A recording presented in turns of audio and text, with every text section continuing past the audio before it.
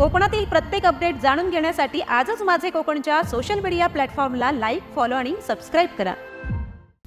रत्नागिरी जिल्ह्यातल्या खेड शहरातील वाणीपेठ येथील एका नारळाच्या दुकानात नारळ खरेदी करत असताना बाजूला ठेवलेल्या पर्समधील अंदाजे 4 लाख रुपये किमतीच्या सोन्याच्या दागिन्यांवर 2 महिलांनी डल्ला मारल्याची घटना शनिवारी सायंकाळच्या सुमारास घडली आहे।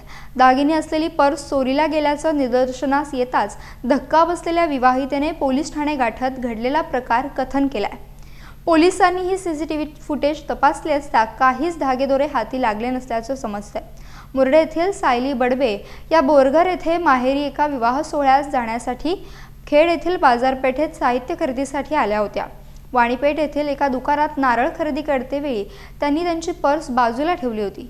त्या नारळ खरेदीत मग्न असल्याची संधी साधत तेथे उभ्या असलेल्या 2 महिलांनी सोन्याच्या दागिने असलेल्या पर्ससह लागलीच पोबारा केला। विवाहितेच्या पर्समध्ये 3 तोळे सोन्याच्या दागिन्यांसह मंगळसूत्र, सोनसाखळी आणि इतर असा अंदाजे 4 लाखांच्या आसपास ऐवज होता।